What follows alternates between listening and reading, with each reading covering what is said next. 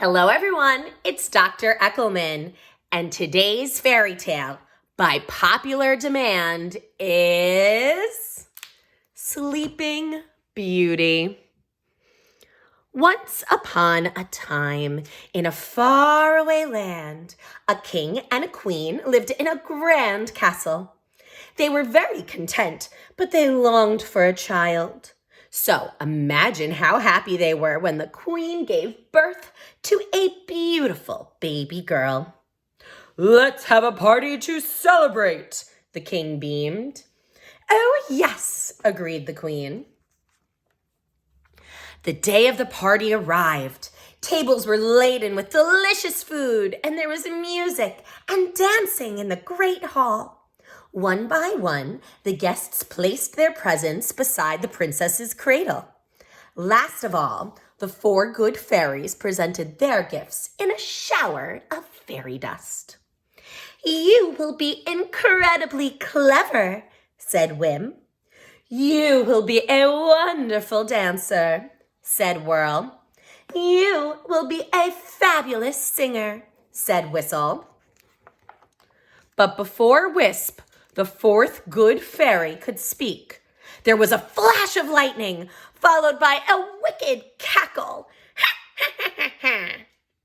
A hush fell over the great hall.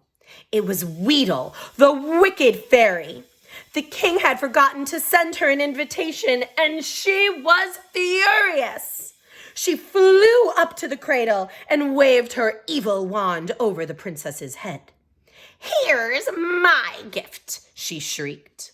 "One day, the princess will prick her finger on a spindle and die." Then she disappeared in a puff of black smoke. Everyone gasped. The queen sobbed, and the king shouted for the guards to burn every spinning wheel and spindle in the land. Then Wisp fluttered over. "I cannot break the spell," she said, "but I could change it. If the princess does prick her finger, she will not die. She will fall into a deep sleep and will one day be woken by the kiss of a true love." The years passed, and the princess grew up to be everything the good fairies had promised. Then one day, the princess was exploring the castle when she came across a tower she had never seen before.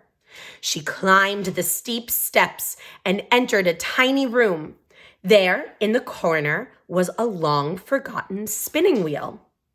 The princess had never seen anything like it. She brushed off the cobwebs and pricked her finger. She instantly fell into a deep sleep.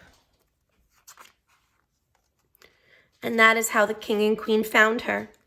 The good fairies tried to help her, but there was nothing they could do to wake the princess.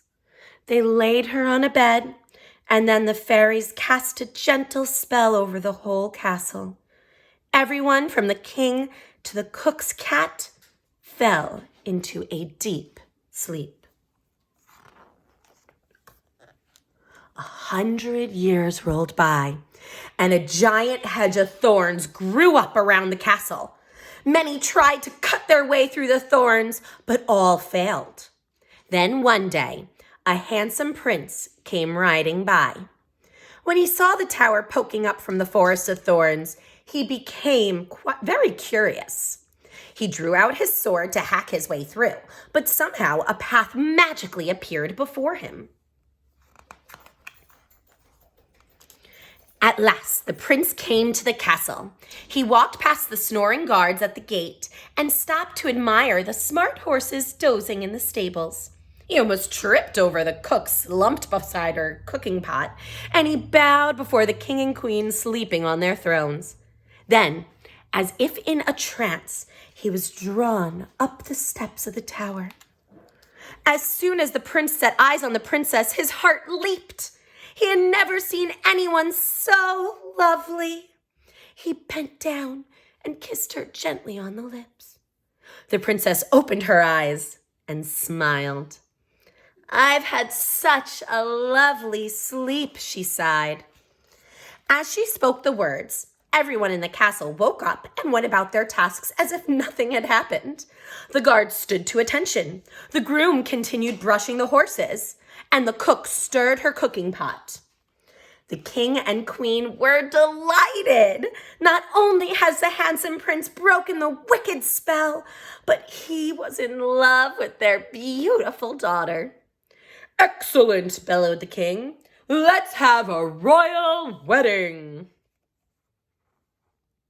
The prince and the princess were soon married, and the king threw a fabulous party. Everyone was invited, except the wicked fairy. Luckily, this time, the good fairies cast a spell to make sure she stayed away. After the wedding, the prince and the princess rode off on the prince's fine horse and lived happily ever after. The end.